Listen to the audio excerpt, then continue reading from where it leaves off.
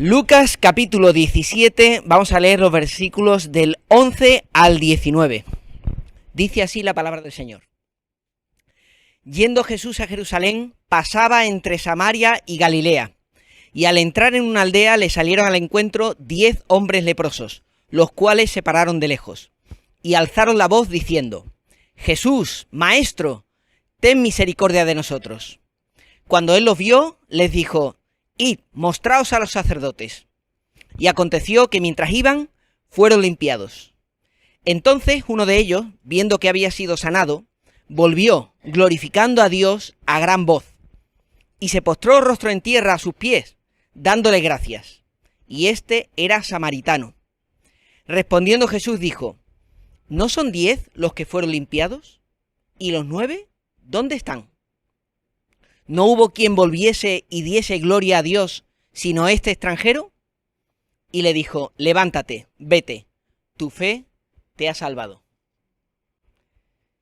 No sé si conocéis una canción inspirada en este pasaje. Hay una canción aflamencada, yo se la escuchaba al Coro Sevilla hace años. Y está basado en un poema, creo que de Santos García Ritorto. Os voy a leer la letra, que básicamente es una reproducción del pasaje de Lucas. Dice así: Eran 10 pares de manos descarnadas, tendidas junto a las sendas que imploraban. Eran 10 vidas sumidas en el silencio. Eran 10 hombres desahuciados por las llagas. Eran 10 leprosos en el muladar que claman: Señor, si quieres, puedes limpiarnos, sálvanos de esta llaga. Y Jesús, hincando en ellos sus ojos, vio que su imagen y semejanza estaba manchada, por el pecado desfigurada. Y les dijo así: Id y presentaos a los sacerdotes, como la ley de Moisés ordenaba. Y mientras iban, sintieron un calor en sus entrañas, un fluir de savia nueva que iba sanando su llaga. Mas uno de ellos vino corriendo y se postró a sus plantas, y llorando dijo estas palabras: Señor, ya no tengo llagas, he sido sanado. Señor, te doy las gracias. ¿No fueron 10 los curados? ¿Y los 9 dónde andan? Solo tú, samaritano, volviste a darme las gracias. Álzate del suelo, amigo. La fe que curó tu llaga limpió también tu pecado, lepra escondida en tu alma. Este pasaje nos recuerda muchas cosas. Nos habla de cómo es el carácter del Señor. Una vez más, Lucas en el Evangelio resalta el carácter misericordioso de Jesús, cómo se compadece de los necesitados.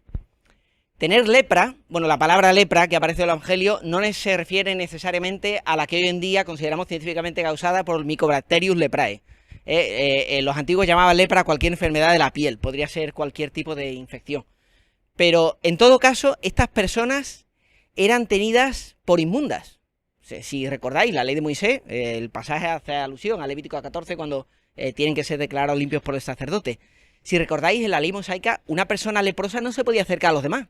Tenía que ir avisando: inmundo, inmundo, para que los demás se acercasen. Claro, en una época en la que no se conocía cómo tratar enfermedades infecciosas, la única manera de garantizar que no se produjese una epidemia era alejarse de las personas. Pero eso llevaba consigo un estigma social. O sea, eran personas que realmente estaban totalmente marginadas de la sociedad.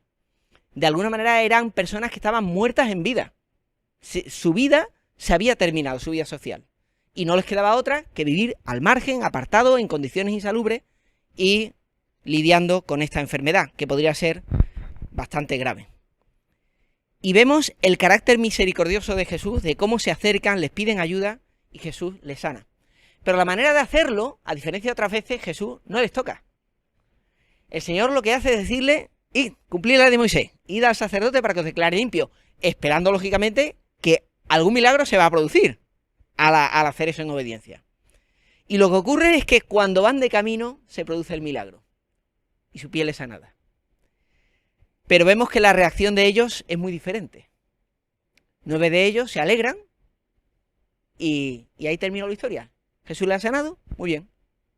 Pero uno de ellos vuelve agradecido. Él no se limita a cumplir lo que Jesús ha dicho. Él se vuelve gozoso corriendo y se postra a los pies de Jesús dándole las gracias. Este es un corazón que demuestra haber entendido lo que ha pasado. Y no solamente lo que ha pasado, sino quién es el que lo ha sanado. Vemos incluso en muchos pasajes de refilón alusiones a la deidad de Cristo, a quién es Él. Porque Él es el que sana enfermedades, el que perdona pecados y el que acepta adoración. Recordemos que el apóstol Pedro, cuando Cornelio se va a postrar delante de él, levántate que yo también soy hombre. O el ángel en el Apocalipsis, cuando Juan se va a postrar delante de él, yo soy consiervo tuyo. Pero el Señor Jesús, desde siendo niño, cuando recibe adoración de los magos de Oriente, hasta su edad adulta, cuando varias veces se postran a sus pies, el ciego, los leprosos, Él recibe esa gratitud y adoración. Y resalta Lucas, y este era samaritano, para que nos quede bien claro. Los 9 que fueron sanados, por omisión, se entiende que eran judíos. Y el que se vuelve no es del pueblo elegido de Dios. Los judíos tenían un gran orgullo de sentirse el pueblo escogido de Dios. Tanto que incluso a día de hoy, si veis a veces los programas en televisión, muchas veces hablan de sí mismos. Los programas religiosos, si veis por la mañana, echan el evangélico también, ¿eh? Hay que apoyarlo, hay que ver... Tenemos que... para que tenga audiencia y a ver si nos dan incluso mejor horario. Pero echan también el programa musulmán, si lo habéis visto alguna vez, el programa judío. Y una cosa que yo me di cuenta es que muchas veces los programas religiosos giran en torno a las comunidades, lo que ellos hacen, lo que son. Pero el pueblo judío, como dice el apóstol Pablo, buscando cumplir la ley de Dios, perdieron el camino.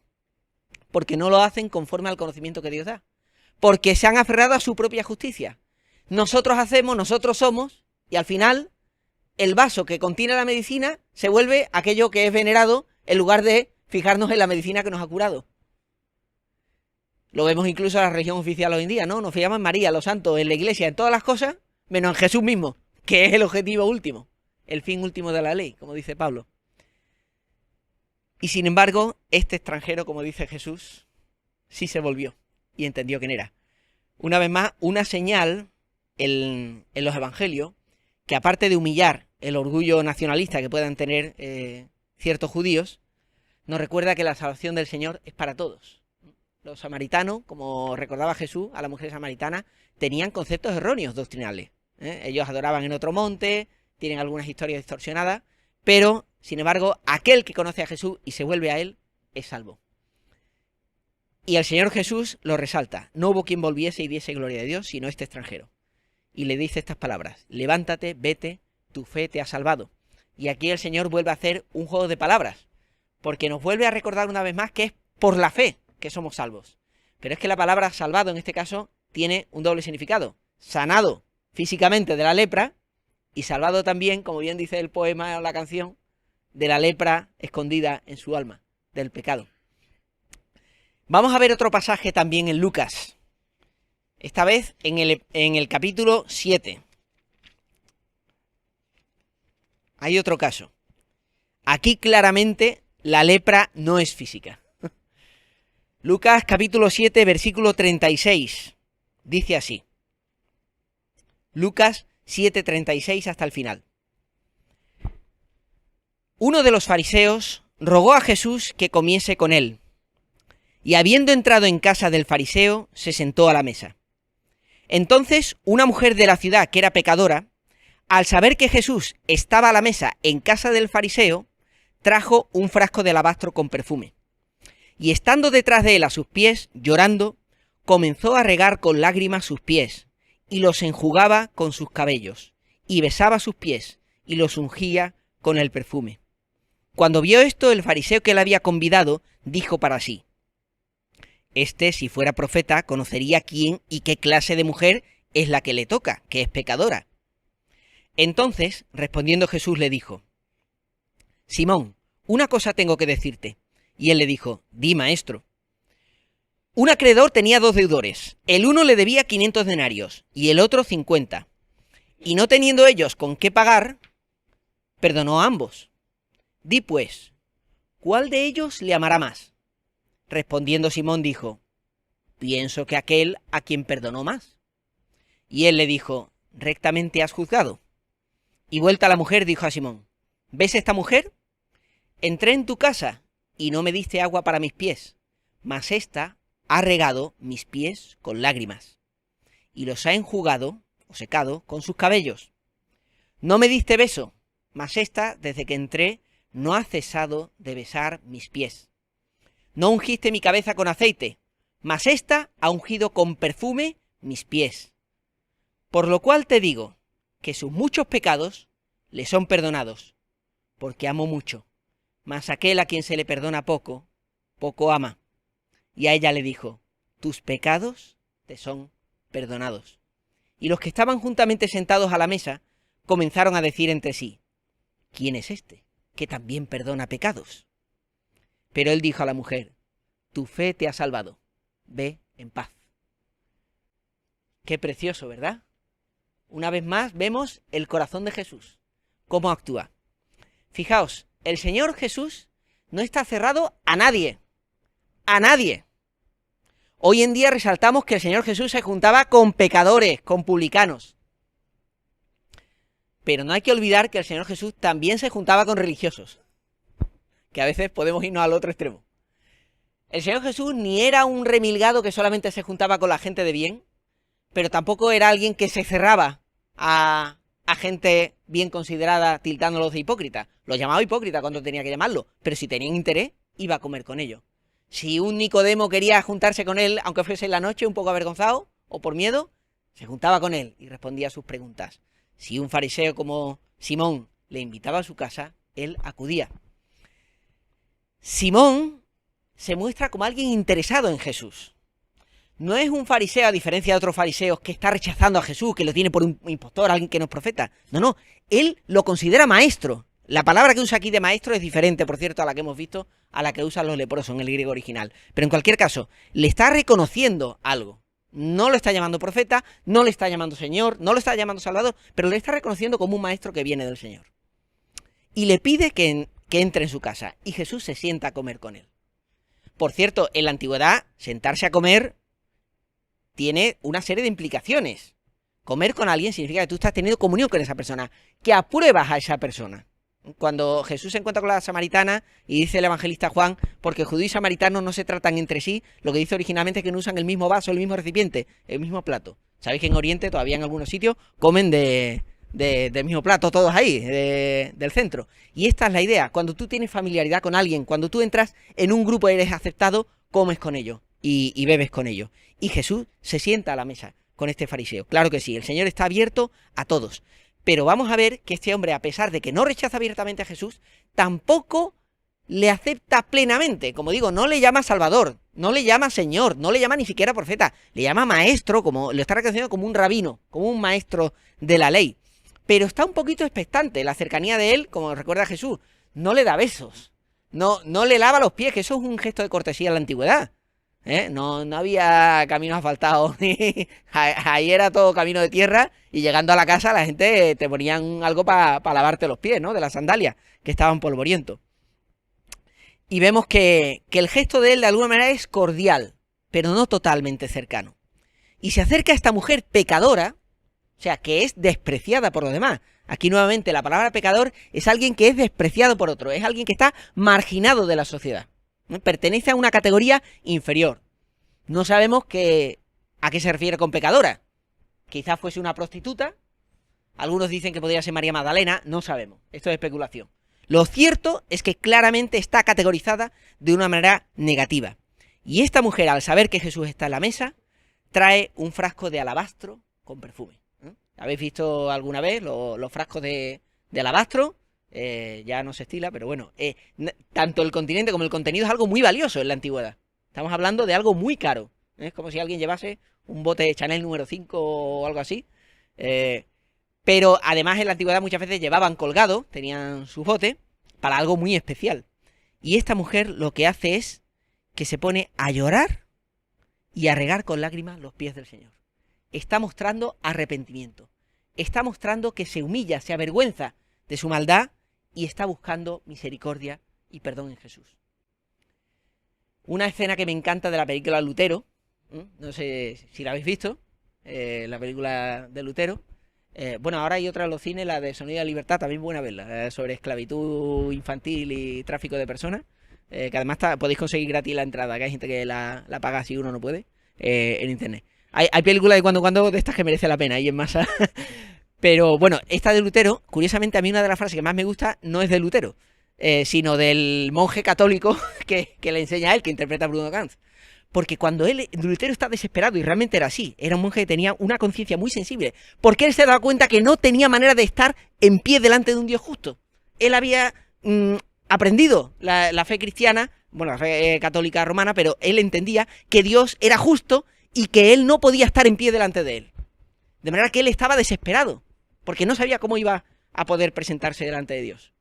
Y cuando en esta escena se acerca al monje, muy bien interpretado, le dice: ¿qué te pasa, Martín? ¿Qué buscas? Y él atormentado le dice: busco un Dios piadoso, le dice entre lágrimas. Y entonces le quita el crucifijo que lleva el monje y no es que yo esté de acuerdo con las imágenes, pero el mensaje aquí es lo que cuenta. Le dice: entonces, mira a Cristo, aférrate a Cristo, dile: soy tuyo, sálvame. Y aunque no está tan bien explicado como después Lutero lo explica de la justificación por la fe, para mí ahí está contenido el mensaje del Evangelio.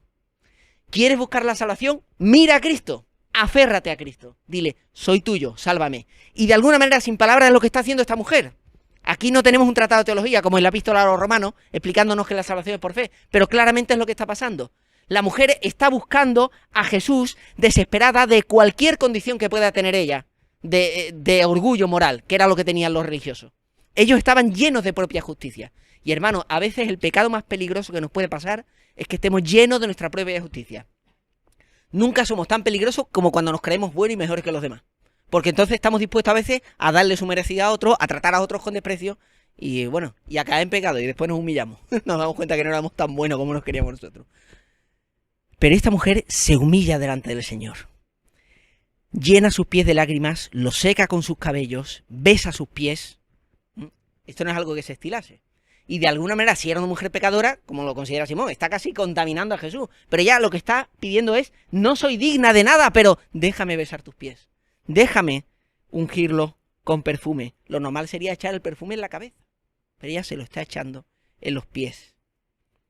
Y claro, Simón piensa para sus adentros: si este fuese profeta, lo ha llamado rabino, lo ha llamado maestro, pero profeta no lo llama.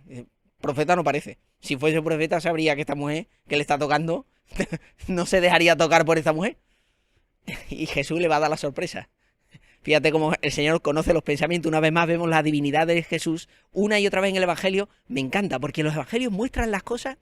Nosotros los evangélicos es que a veces decimos las cosas después de haber estudiado teología y es como que damos todo el plato ya preparado, cocinado. Decimos: mira, tienes que Jesús es la segunda persona de la Trinidad, tal. Pero es que los evangelios te van dando las cosas insinuadas. Te están mostrando las cosas a la par que te la ocultan, que es como el Señor se manifestó.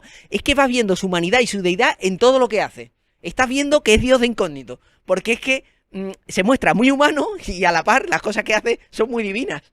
Porque Él conoce los pensamientos, conoce el corazón, lo recuerda. Marcos, Lucas lo enfatiza más de una vez, cuando cavilan en sus corazones, cuando sana al hombre también que descienden en un lecho, cuando le está predicando. Y muestra varias veces que Él perdona pecados, atributo que bien sabían los judíos que solamente Dios puede tener. Y como dice que al final, ¿quién es este que perdona pecados?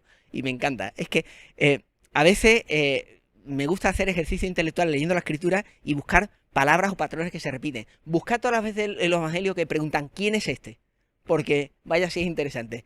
¿Quién es este que a los vientos y el mar lo obedecen? ¿Quién es este que también perdona pecado? ¿Quién es este que viene aquí a predicar? ¿Quién es este de Nazaret? ¿Quién es este? Uno mayor que el templo está aquí. Uno mayor que Jonás. Uno mayor que todo lo que podamos imaginar. Y ahí está la grandeza de nuestro Dios. Los seres humanos se inventan dioses inaccesibles, lejanos, pero nunca un Dios tan cercano como el nuestro. Nunca un Dios que se humilla y perdona como el nuestro. El Señor Jesús muestra su grandeza, su divinidad y su humanidad en el trato con esta mujer y con Simón, al que ahora le va a dar también lo que necesita.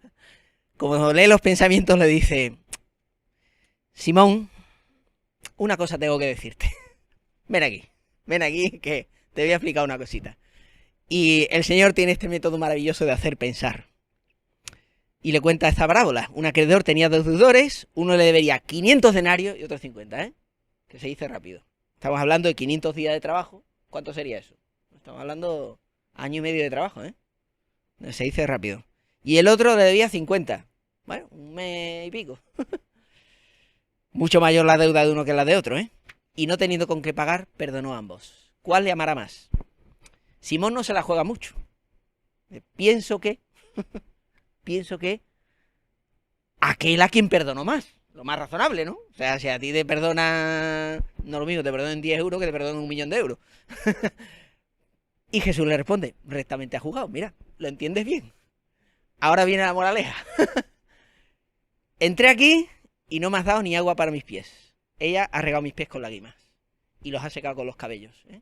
Él no le ha dado ni una palangana ni un trapo para secarse, pero ella con sus lágrimas y sus cabellos. No le dio un beso a él. Él, de alguna manera, se identifica con Jesús, pero no totalmente. Lo invita como alguien lejano, cordial, pero todavía lejano. Es uno de los fariseos que no rechaza a Jesús, pero dice, voy a ver qué tiene que decirme este hombre. Y está pensando, dice, profeta no es. Pero la mujer, si fuese un amigo, le habría dado beso. Y la mujer le besa los pies.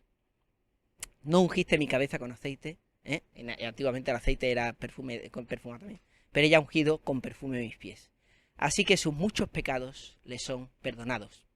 Claro, algunos sacan de aquí diciendo que tenemos que hacer cosas para que Dios nos perdone los pecados. Más bien es al revés. En este caso, lo que se produce es un síntoma de lo que ha ocurrido internamente. La mujer está amando, como el Señor ha puesto en la parábola, porque ha sido perdonada mucho.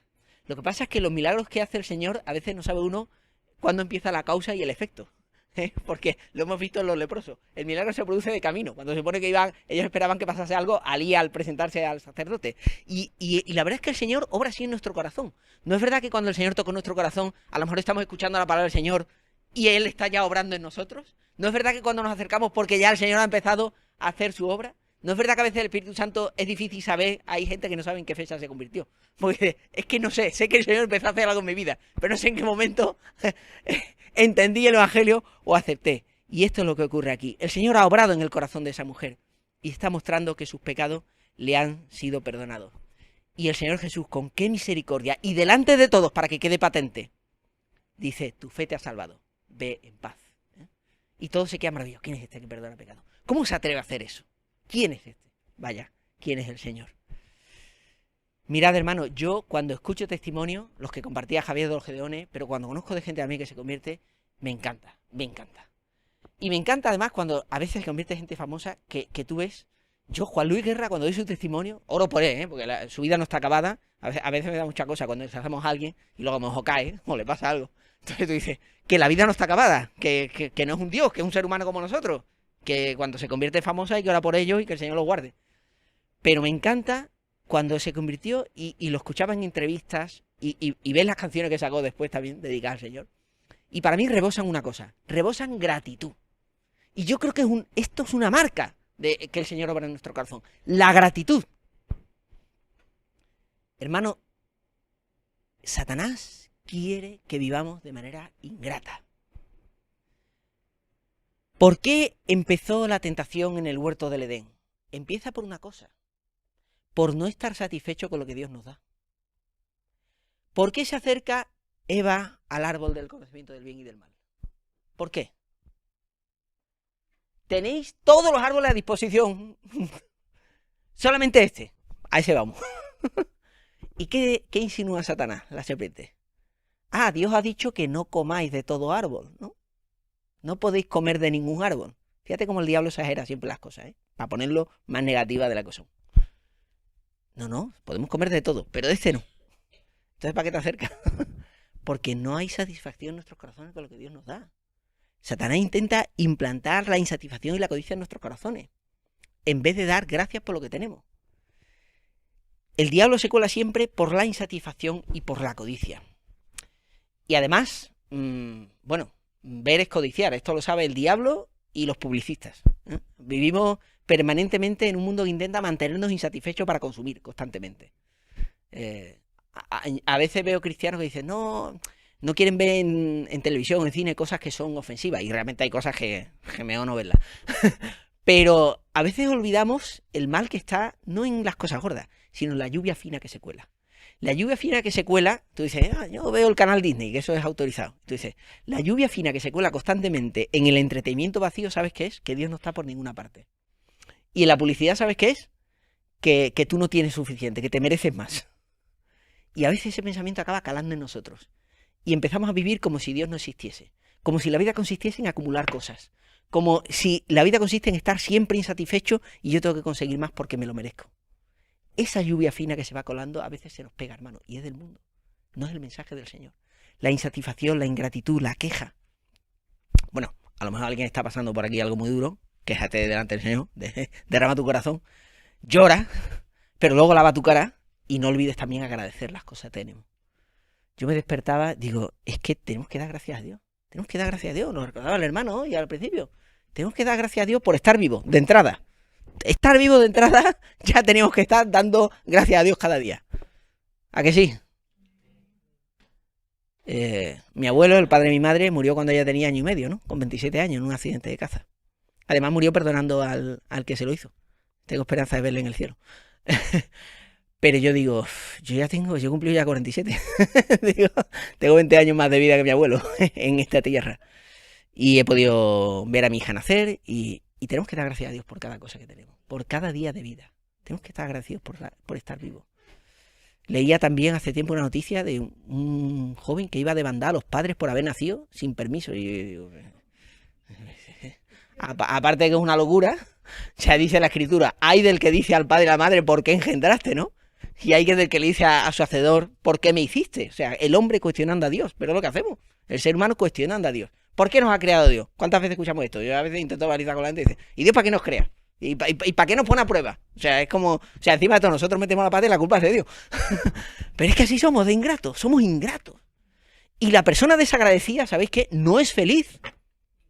Si hay, esto lo dice hasta psicólogo, una cosa clave en la felicidad de la vida es la gratitud. El que cree que tiene derecho a todo y que se lo merece todo y nunca tiene suficiente, esa persona vive más amarga que todas las cosas.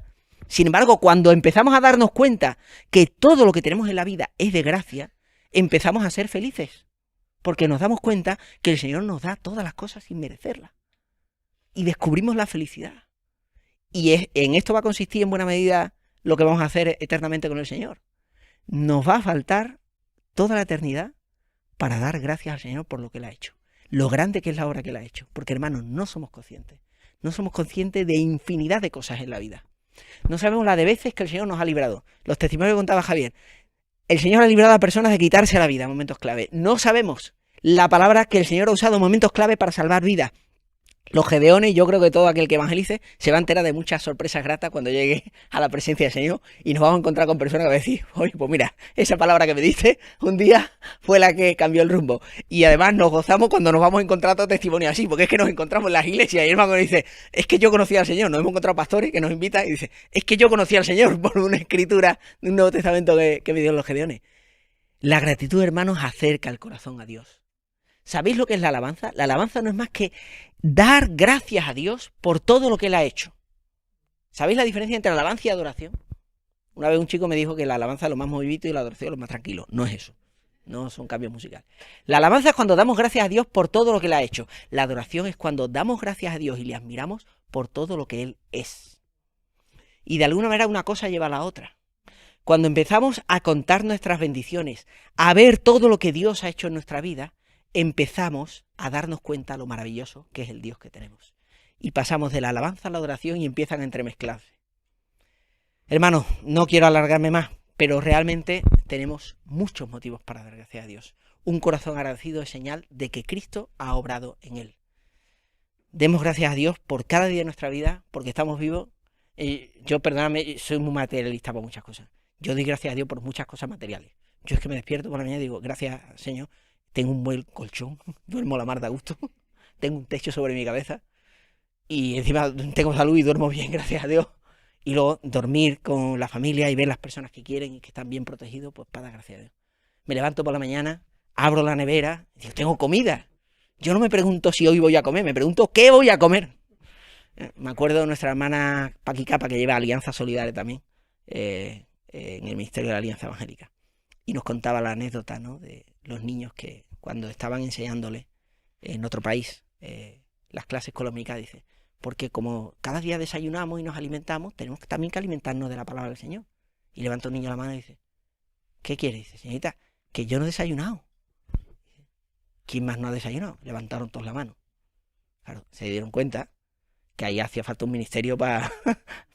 Desde entonces, el ministerio les da a los chicos una ración de comida por la mañana para que tengan que comer y la palabra del Señor para que tengan. Leía también el ministerio como Puertas Abiertas y otros hermanos que sirven en lugares como Gaza, ¿no? Todo esto que está pasando ahora.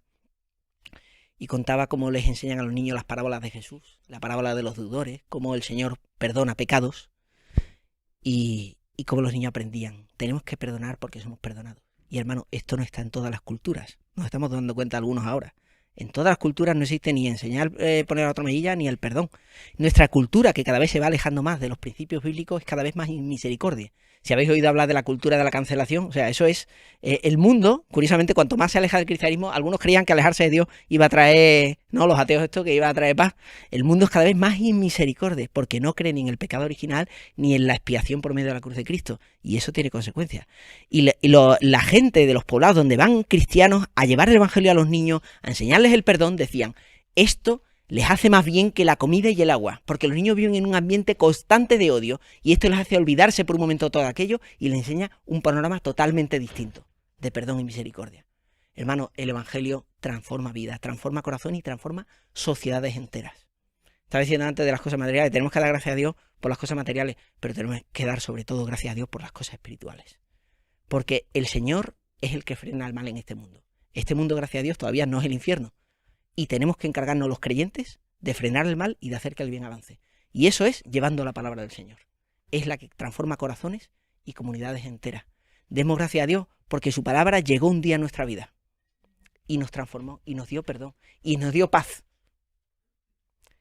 A veces personas que no han conocido a Cristo ni se han criado en el Evangelio, yo me he criado con una madre piadosa, pero dice, ustedes no sabéis lo que tenéis, los cristianos. No somos conscientes. ¿Sabéis por qué muchas veces se enamoran de gente cristiana, gente no cristiana? Notan algo en sus corazones. Tienen una paz que el mundo no tiene.